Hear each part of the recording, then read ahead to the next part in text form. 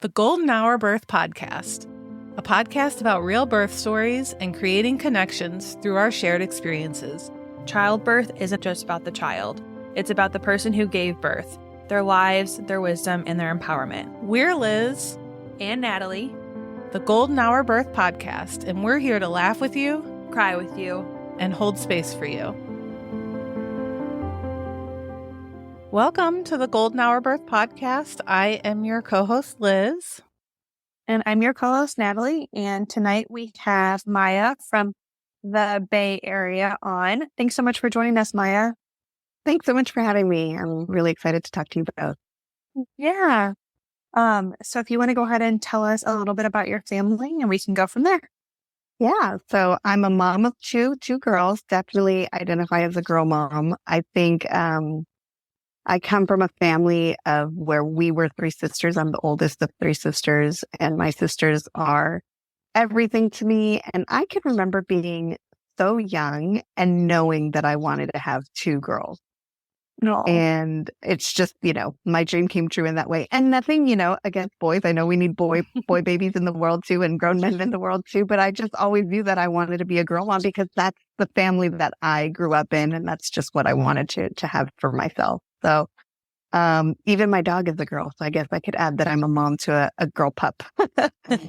And yeah, my daughters are 5 and 2.5 now. They're the same age gap that my two youngest sisters are between each other.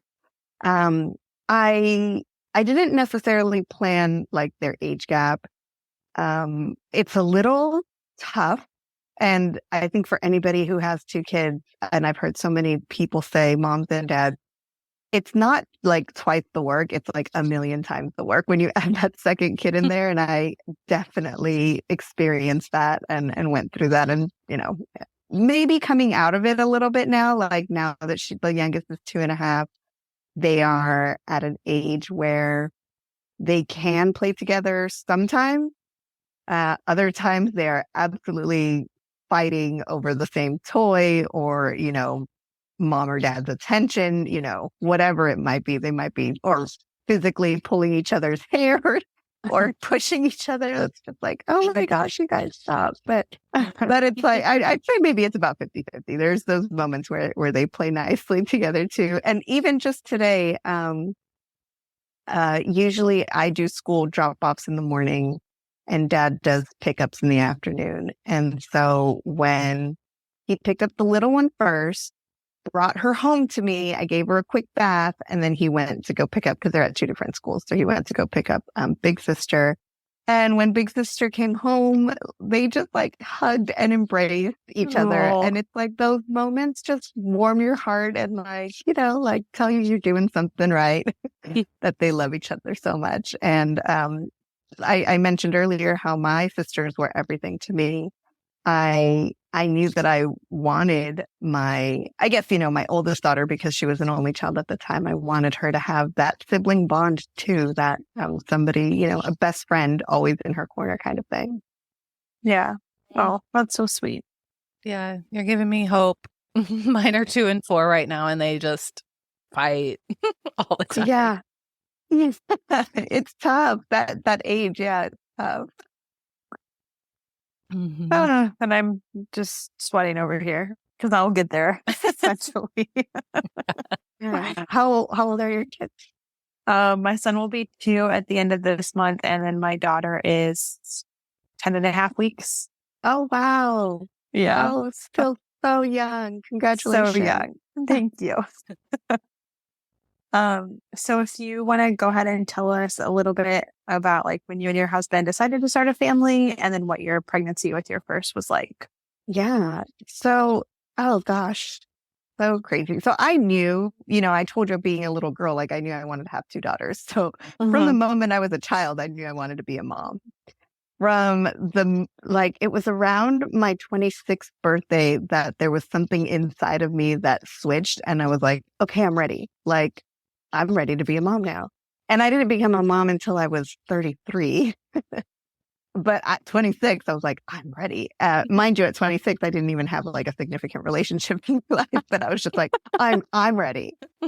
So then, it's funny with my husband, it just so happened that, when it's like everyone around you in your friend circle starts having the kid and it's like kind of a trend, like everybody's doing it. And so that started happening in our friend group, but we weren't there yet. And a lot of our friend group, how do I say this nicely? Like they weren't planned babies. So I think my husband, and he's so funny, he really wanted us to have a planned family and he really wanted us to be married first. And when all of our friends started having kids, we weren't even engaged. And so I would say I probably started putting the pressure of like, okay, well, if you want to do it the quote unquote right way, then we need to hurry up and get married because I'm ready to be a mom. So, we get married eventually. And, again, I wanted to start having babies right away, and Mother Nature, the universe, like whoever, like that wasn't in the plan. So I started having all these issues in trying to conceive, and I'll never know what necessarily was wrong. I would go to the doctor and they would test all the things they needed to test and say everything was fine. But I wasn't getting a regular period. And it's like, well, this just feels like step one. How am I even supposed to try to conceive if I don't know when to try? And, this is supposed to be my marker. And so I probably went a year or more with like this desire, this longing of wanting this so bad, wanting to be a mom and not even really having the opportunity to try to make that happen for myself. And it was so frustrating. And then all along not even just in our friend group, but in like, there's your friend group and then there's like the acquaintances in the outside world. And it's just like, seemed like everybody and their mom was having babies. And, all of the people who were not trying to have babies were having babies. And it was one of those things that just felt really painful for me at the time. And, I think they tell you to like, once you stop trying, then it happens. You hear that all of the time. Mm-hmm. Mm-hmm. And I remember we planned this vacation. It was summertime. So we're in California. We flew to, where did we fly to? We flew to Utah. We stayed in Salt Lake with some family for a couple days. We rented a car. We drove to Moab. We did all like the hikes and the beautiful, the nature out there.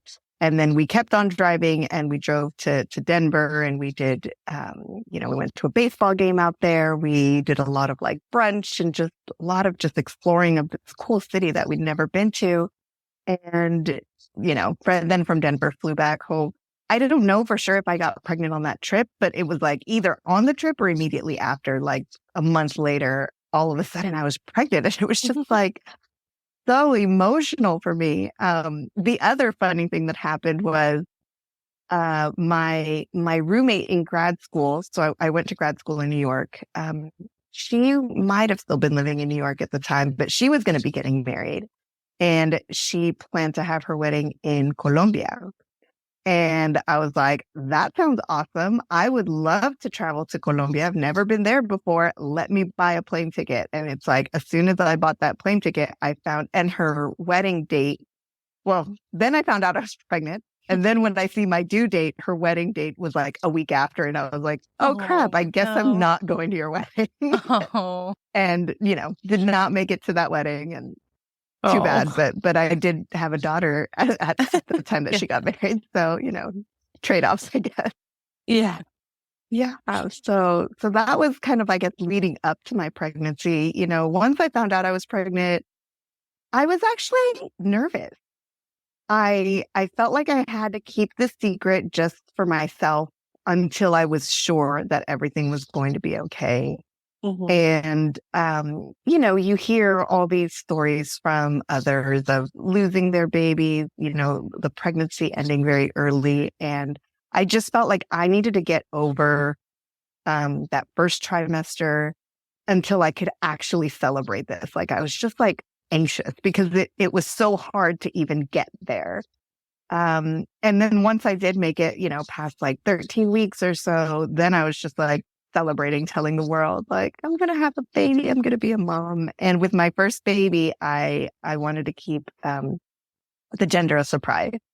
And so many people were so convinced I was going to have a boy. Everyone was convinced. I was convinced I was going to have a boy, even though I had mentioned secretly I always wanted to have two daughters. And I was just like, just because I want a daughter so bad, I'm going to get a boy.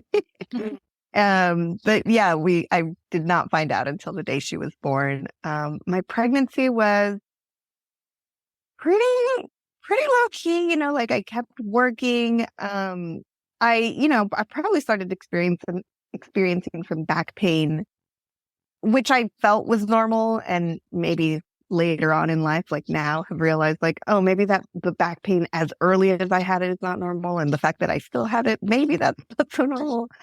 Um, but I was just so happy that it's like, of course, I went through the first trimester morning sickness, and it's one of those things that I think you end up forgetting about because I know it was horrible when I was in it. And now, it's just like whatever, it happened. But, I probably, like, I didn't want to wash dishes and I couldn't look at like the raw chicken without wanting to throw up. But, I think it's just all like that normal first trimester stuff. You get over that. You're in your like glow phase of the second trimester. Your hair and your nails get so beautiful. Your skin, like it was great. But, at around 33 weeks, at around 33 weeks, I woke up. It was a Saturday morning. I had just started taking a hypnobirthing class. And so we would meet every Saturday morning and go through like the meditation and the breathing techniques. I think it was either like a 4 or 5 week class, and it was maybe like the third week of it or so. So maybe like halfway through. And I woke up and I just had so much blood in my underwear, and it was so scary. And, called a doctor. They had me come in. I had to miss the hypnobirthing class for that day. And it was 33 weeks. They said, yeah, you're having contractions. You're going into labor. And I was like, whoa. So they were able I stayed overnight. It was the weekend of the Super Bowl. And my baby was due March 24th, I think, around there was her due date. And so this was like February, like 3rd, 4th, right in there, 2nd, 3rd, 4th. And stayed overnight. They gave me some sort of medicine that was able to stop the contractions and stop the labor. And they sent me home and they said, we hope to see you here, closer to the end of March. So left the hospital. I hadn't even had a baby shower yet. My sisters, I think, were planning my baby shower, and I had the baby shower over what's that holiday weekend in February, President's Day weekend. It was on a Saturday, so like don't remember the exact date, but let's just say somewhere around the 17th or so on that Saturday. And a good friend of mine from LA came up for my baby shower and was staying with me for the long holiday weekend. I think she was flying home on Tuesday.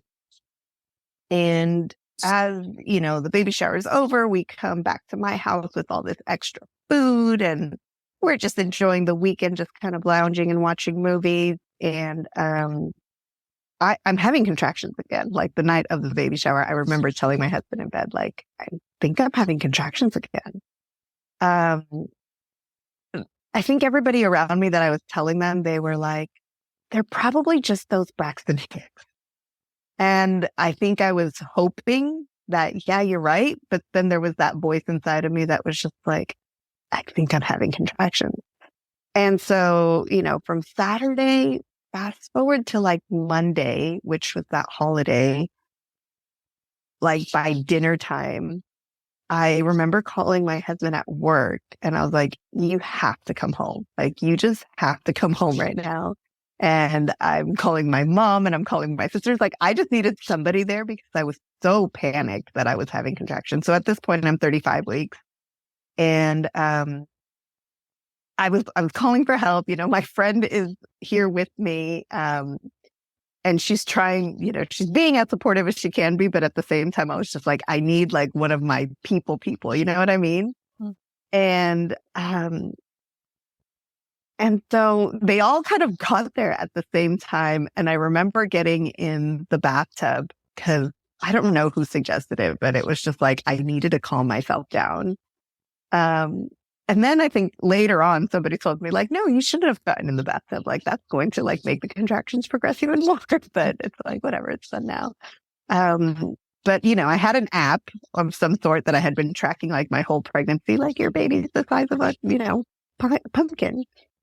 And the app had that contraction timer feature as well, and starting to see like how close they were coming and how long they were lasting. And it was like, okay, yeah, no, I need to call the doctor again at this point. And so ended up going back to the doctor. So mind you, I had been going through this hypnobirthing class where my quote unquote plan was to have an unmedicated birth. And so we went, and this was before COVID. I had, you know, my husband, I think my mom and one of my sisters in the room with me. And they were, you know, the people in charge of telling the nurses, like, this is part of her birth plan. And this is what she wants. I was in so much pain. I was probably not really in the state of being able to put those hypnobirthing techniques into practice. I've learned a lot more about myself since, and I probably at that stage of my life could not have had a successful hypnobirthing experience. But I thought I could, but I wasn't. I was always the type of person that wanted to control everything. And I think in hypnobirthing, it's very much about relaxing into your body and letting, you know, nature take over. But I thought I could, and no. So I was very much resisting and doing all the things you're not supposed to do. And it probably increasing my pain and increasing, you know, just the difficulty of the experience. So about 12 hours into labor, I start seeing, you know, the concerned faces and just people getting really worried. Apparently I had a fever. And so they were like, a fever typically means infection. Like we got to see what's going on. And, you know, it's a little bit of a blur, but what I do remember is just that change of the energy in the room of like, where it's just like the medical professionals are either letting mom do her thing, or they're like talking in like these panic tones and moving around a little quicker than usual. And so it's like, I started kind of picking that up.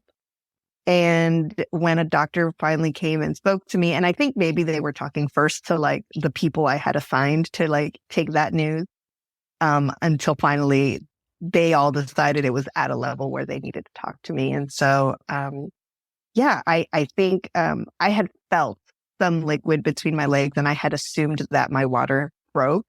But they told me later on that it was a lot of blood. And they said that I had an infection and that they were worried about the infection being passed on to the baby, and that they wanted to do a C-section and you know, the safety of the baby. And so I will say that from the hypnobirthing classes, what was a benefit at that point is like, I was able to stay calm at hearing, you know, these alarmed tones and these emergency type situations, and make a decision from a calm place.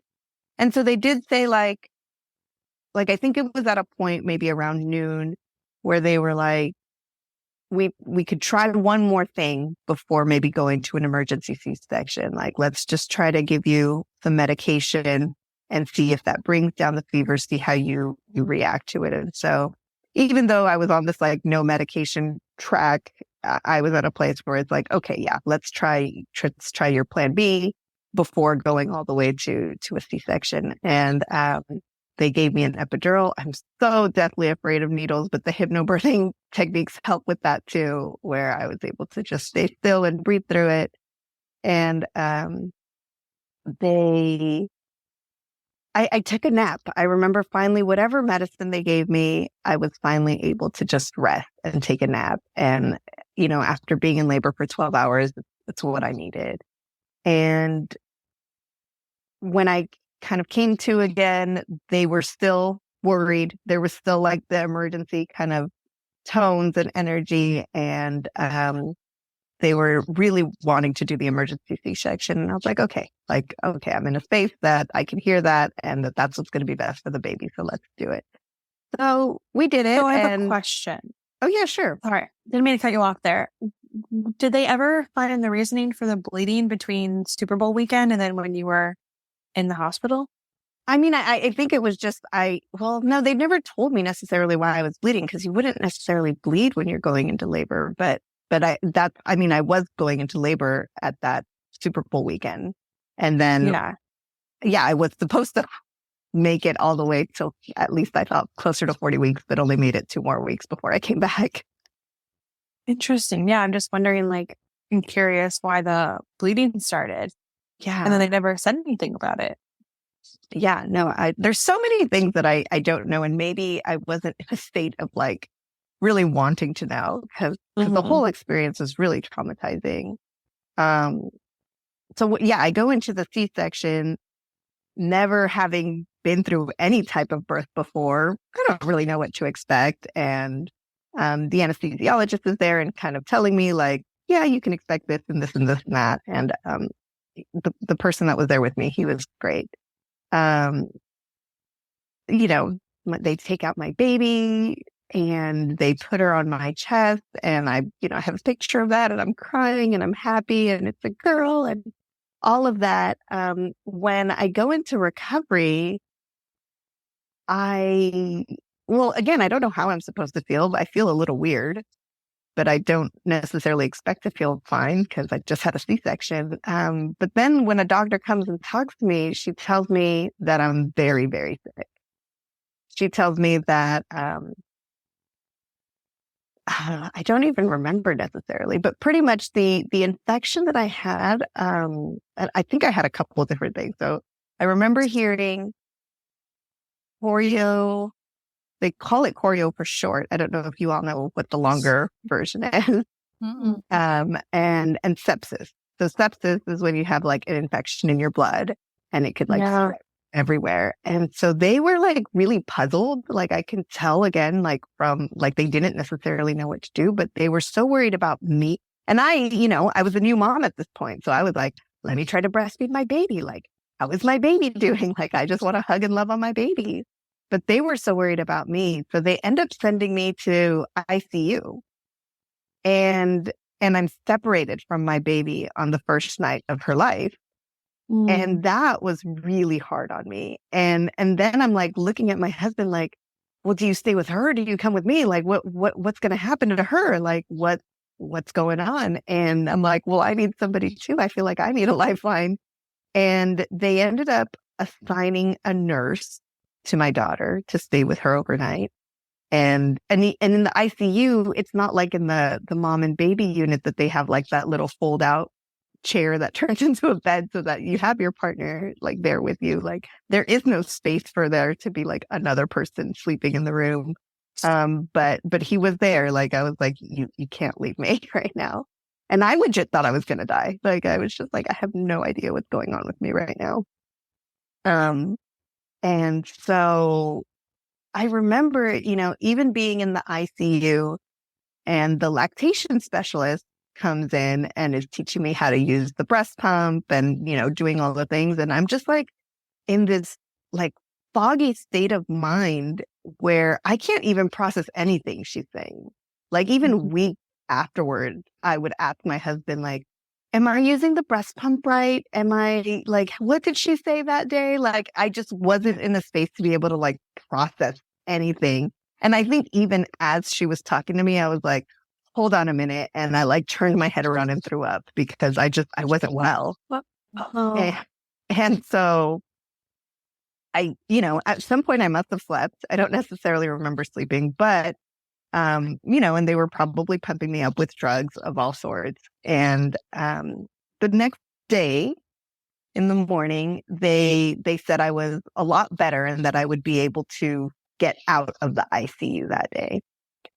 At the same time, something about my husband is he's one of those people that like will make friends with anybody, anywhere, anytime. And has a little bit of a charming personality. And so, they didn't want my baby.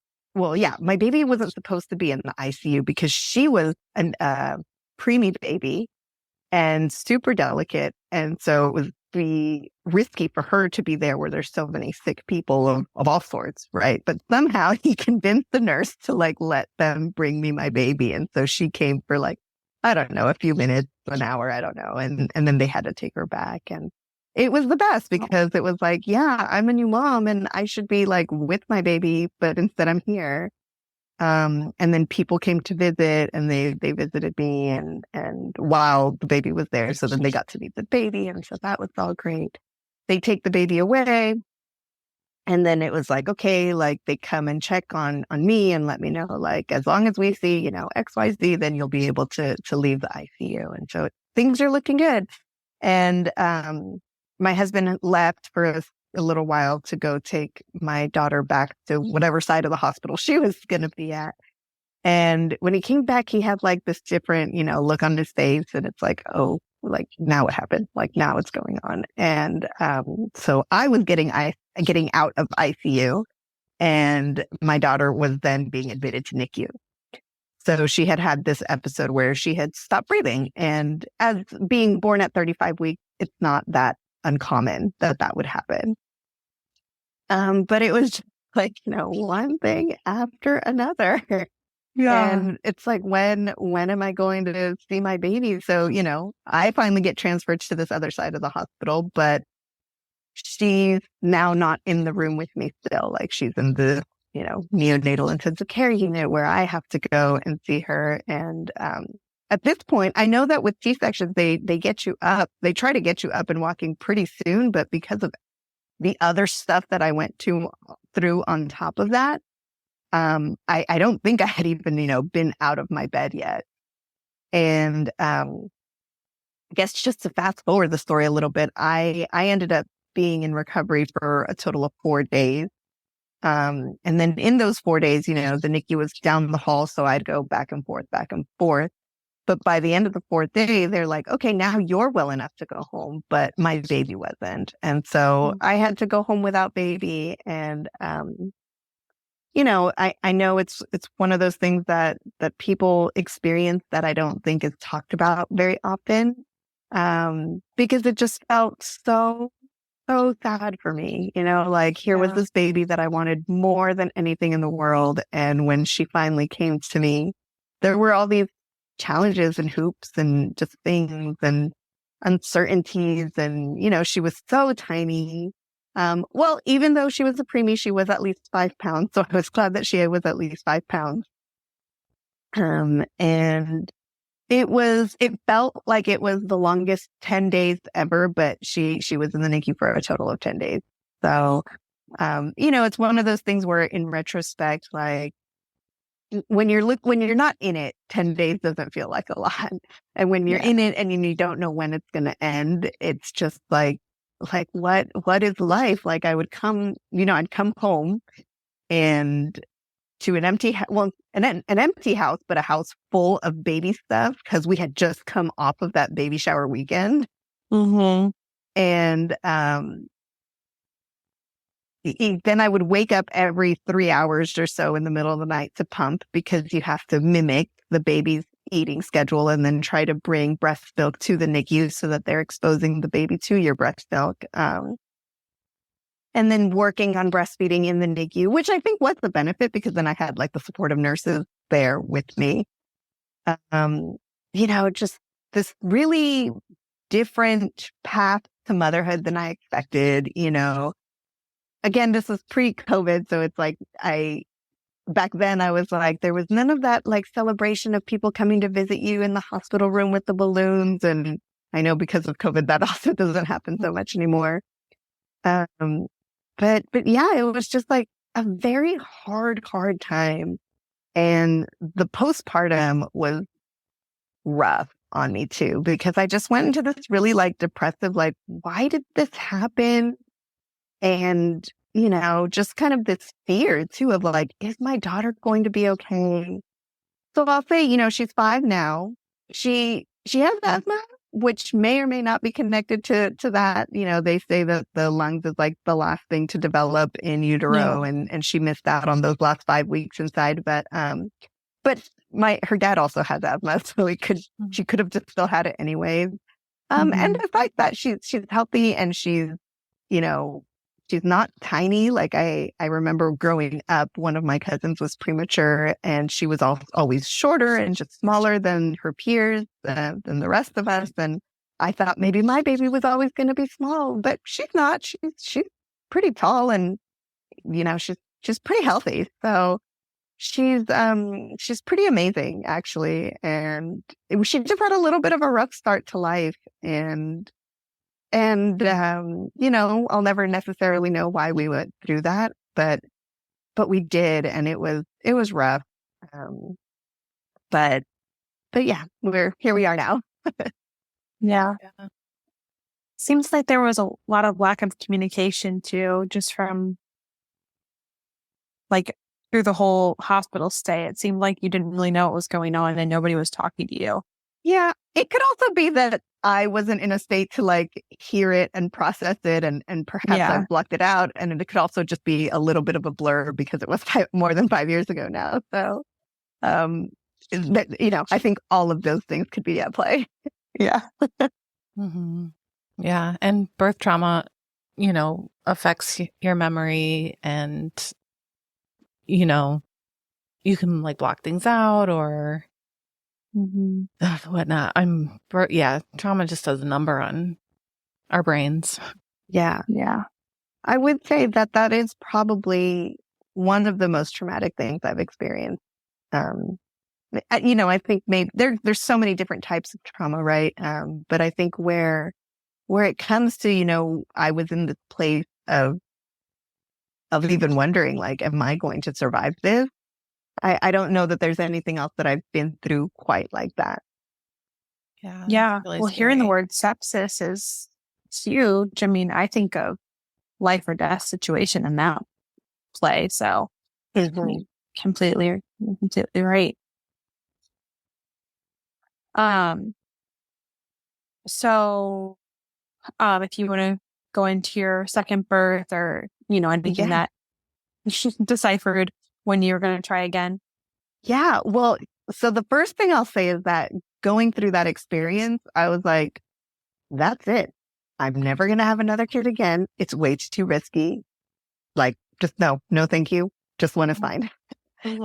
And it probably took just about like 6 months or so where I was, my daughter was so cute, and, she was actually probably up until, I don't know, like she started her like terrible twos pretty early, but before like hitting that stage at, let's say, around 20 months or so, she was actually such an easygoing kid. Like, I just kind of felt like you're like, this is so easy. She's got her routines down. She knows what to expect. Because she knows what to expect and can anticipate it, she can help me out, and she'll go get her own shoes or her own sweater, little things like that. And I'm like, if this is what parenting is, I can do this all day, every day. Like, let me throw another one in the mix. Like, big mistake. But, so that at first I didn't want to ever have another kid. Then I was like, I could do this again.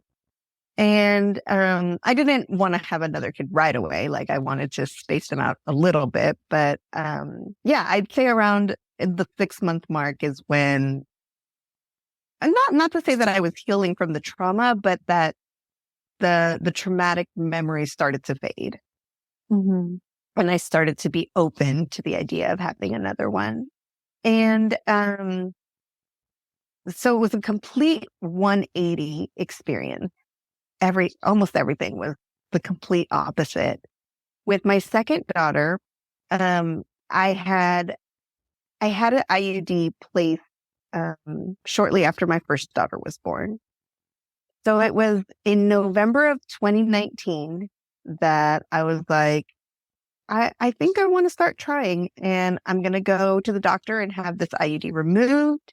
And so my husband and I talked, and I was like, where we don't have to try, but we don't have to like not try kind of thing. And so that was just kind of my approach. Like, it happens when it happens. And so that was November. And then probably in December is when I started getting like another period cycle again. So, if I wanted to try to track, I could, but we had said we weren't going to be necessarily trying. And in January, I found out I was pregnant. So it was like essentially on the first try. Wow. Yeah. And again, into the try, but not try. So it's just like, here it is. There's your new baby. And I did everything the exact opposite. I told people I was pregnant like right away. I was just like, I'm pregnant again. Like, this was January 2020. As we know, the world was about to change drastically.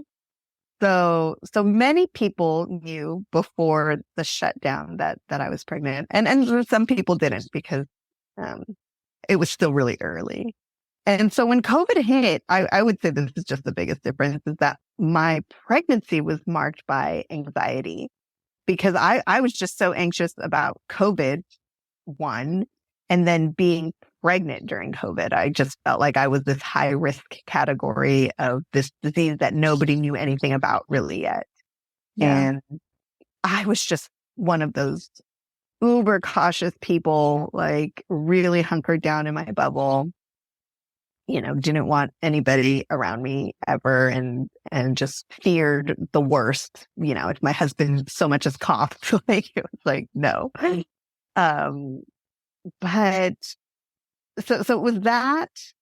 And then the other thing that's polar opposite is that when you've had a premature birth, your likelihood of having another one increases. And so I was getting nervous around the 33-week time period. And something did happen around 32 or 33 weeks where I had this discharge, just kind of like thicker discharge. And I remember calling, and I think they had me come in about it. And I remember mentioning it to my supervisor where I was working at the time, because I just felt like she was a newer supervisor, so didn't really know what had happened the first time around. And I just told her, I went through this first time around. And so I'm telling you this right now, because I'm not planning on leaving on maternity leave until this date. But I think I also have to mentally prepare myself and prepare you in case I have to go out any earlier than that. Like, it could happen. Mm-hmm. And my daughter came at 41 weeks. Yeah, it's like a cruel joke that she played. And I was like, essentially like freaking out that whole time. And especially that last week, I was freaking out. Because the other thing was that I was really hoping to try to have a VBAC. And the longer she stayed in, and that, everything on Google and WebMD and, all the things you're not supposed to look up, like everything was saying that the longer the baby stays in, that the likelihood of having a successful VBAC decreases as the baby gets larger and larger. And so I got to this point where I just felt like I had to take control of the situation. And it was like, okay, well, if she's not born by such and such date, I'm going to schedule a C-section. Because at least if I go into a C-section that's not an emergency, I know that I can heal from it because I've done it before. And it won't be an emergency. So it just, the situation will be different than it was last time. Like, I'll go into it knowing that this is what's happening and knowing, what the recovery is like and all of that. So we did. It was scheduled for September 17th. And then around midnight or midnight of September, 15th, going into the 16th. So right before midnight, my water broke. and I have pictures of my tummy, like, instead of being like this, I think she was like this, because that's the shape my stomach was. And it was just like, wow. And my water broke. And being that I had not experienced my water breaking before, I'm like, I think my water just broke. And I remember calling, and they're like, yep, that's what happened. They're like, come on down. And I'm like, do I have time for a shower? And they're like, yeah, go ahead, take your time. And so I took a shower. I called my sister because, we needed to have somebody stay with big sister.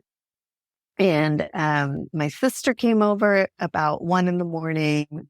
My daughter woke up, and I had been preparing her for baby sister this whole time. That was the other thing that was different with this pregnancy. I found out very early on that it was a girl. I found out at about 10 weeks. And I think the reason I did that was because I had held on to like these hand-me-downs. And I was like, if I'm not going to need them, if it's going to be a boy, like, I'm just going to get rid of this, because I just need to, it's part of like that nesting thing. Like, I have to get rid of what I don't need to make space for what I do need. And so we knew early on it was a girl. And so my daughter wakes up. I told her, me and dad are going to go bring baby sister home. You're going to stay with your auntie. And we get to the hospital. I'm starting to have like closer together and stronger contractions on the way to the hospital. I get to the hospital. I forget how many centimeters they said I was dilated. It wasn't so much. And so I kind of look at them and I'm like, okay, so I have this appointment for, tomorrow for a C-section. Are you going to take me into a C-section right now? Or can we just like have this baby? And they pretty much were like, it's up to you. What do you want to do? And, the other thing that was polar opposite was,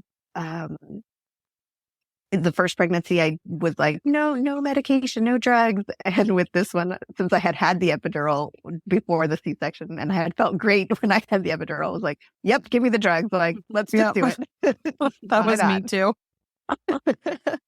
And so when I got there and they told me, I want to say it was maybe 3 centimeters, I was like, is it too early for you to give me an epidural? And they were like, no, the way your contractions are coming, we can give it to you right now. I was like, all right, let's do it. Give me the epidural and let's just have this baby. And it was so easy. They gave me an epidural, say by like 2-3 in the morning. They told me to rest. I didn't sleep. I think there was still like this level of anxiety, but I did rest. I had my eyes closed. I think I was playing like a meditation app on my phone to try to relax myself. And, they came and checked on me at 6 a.m. and I was progressing. And then by like 10 a.m., they're like, all right, we're going to get ready to start pushing. They told me that I pushed for a total of 20 minutes. And there was a time, like while I was pushing, that they were telling me things. And I don't know if they did this to scare me, but they were like, we might have to use like the vacuum. And if that doesn't work, we might have to go into an emergency C-section. But, then afterwards, they told me it was only 20 minutes. I'm like, how did all of this happen in just 20 minutes? But whatever they said to me, it was just like, okay, I'm going to grab like all the strength and all my might, and I'm going to push this baby out of me. And she did. She came out, and I was so grateful to have had this opposite experience. We came home the next day. So yeah, she was born on the 16th. We came home on the 17th. And 16th, yeah. And I was so grateful that it was this way because, now I have the first baby at home. And if I had to stay, with a C-section for the recovery for 3 or 4 days away from my first baby, like that would have been, I think, the longest I would have had been away from her.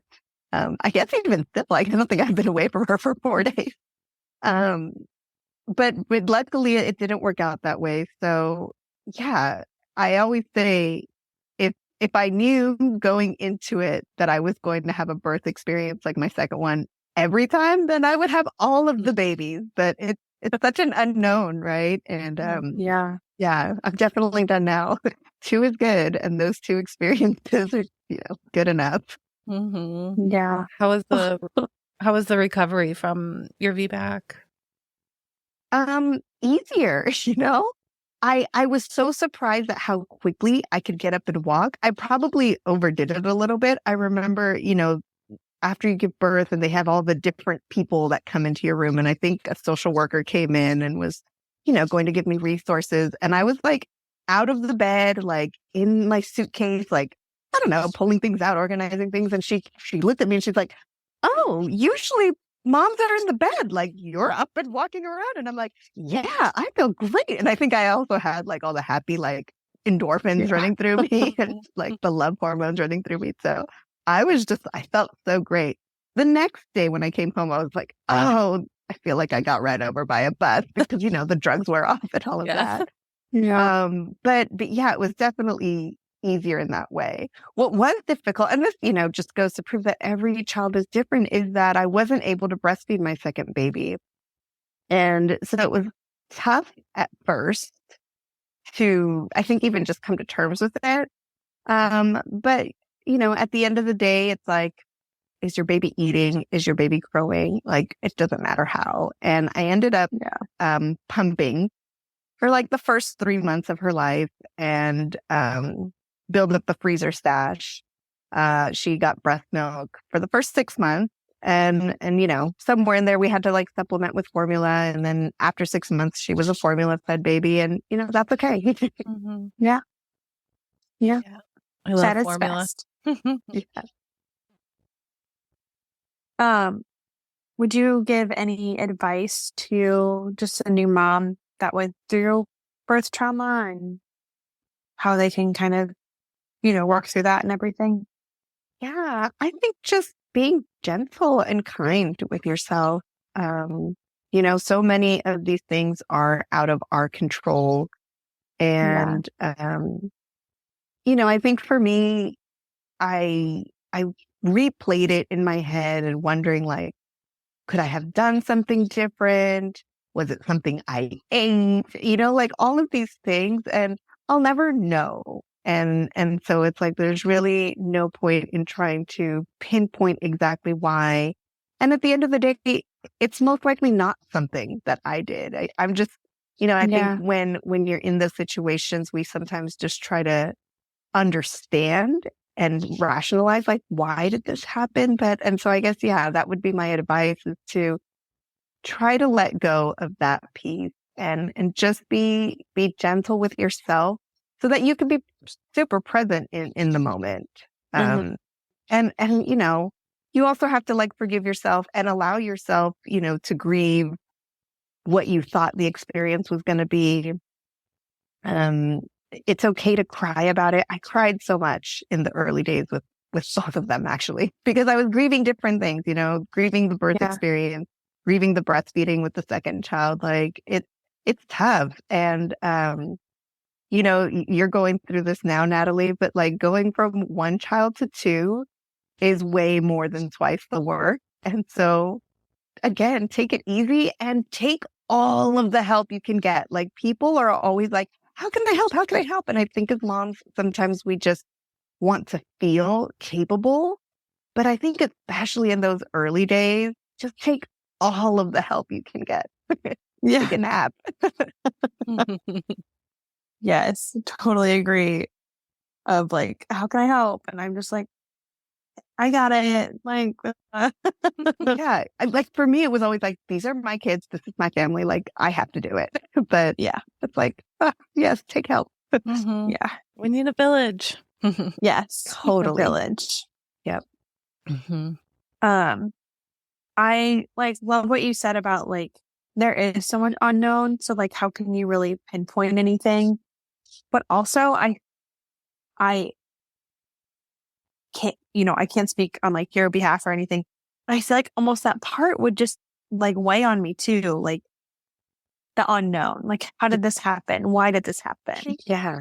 Yeah. It's tough. Like I definitely like, I thought of so many things. One of my cravings late in my pregnancy was pineapple.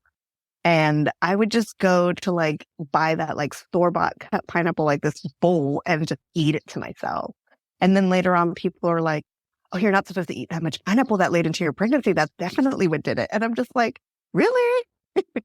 Maybe not. But I think you have to eat like a pound a day. Like, I don't know. Probably even more than that. That's not even that much, but yeah. I never heard this pineapple thing. So I'm Yeah, confused. there's like an enzyme in it that reacts or something. I don't know the sciencey part, but I mean, maybe I overdid it. Maybe. Who knows? I doubt it. We're always so quick to just blame ourselves, though. You know. Is there anything else that you wanted to share or any other advice that you would give to new moms? I think that's it, just taking help when you need it, self-care, I mean, it sounds like generic because everybody says it, but it's so important, doing things for you, just you, having moments that are just yours. Yeah.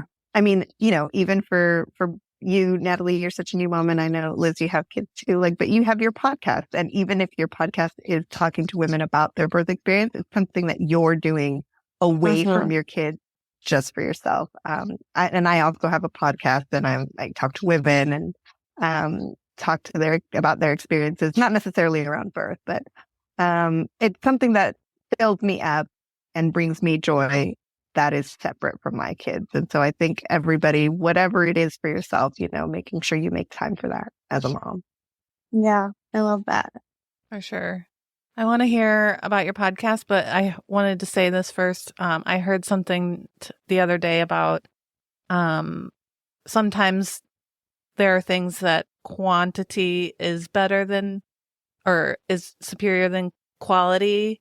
And self-care is one of those things. Like, it's better to just go have an hour of a really subpar workout rather than only taking 10 minutes, do a really intense workout for yourself, just take the hour, even if you don't even feel like it.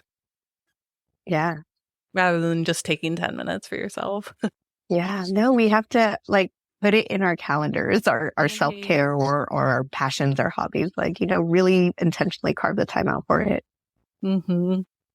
Yeah. So, tell us about your podcast a little bit. Yeah. So my podcast is called Fearlessly Divine. Pretty much I explore themes of following your intuition, following, those things, what lights you up, your passion, and others like self-love, self-care, healing, themes, ultimately to live your best life. My Instagram handle is Omayagee, OHMAYAGEE. And then, through my Instagram bio, you can find links to the podcast, or you can find the podcast on Spotify, Apple, Google, anywhere you listen to your podcast. Perfect. Well, thank you so much again for coming on tonight. And I would check out your podcast too. But yeah, thank you so much. Yeah, thank you so much for making this space to tell my story. Yeah. Yeah, it was great hearing your story. And then we'll link your Instagram and your podcast on our show notes, and that way people can connect with you there. We'll see you next episode. Yeah.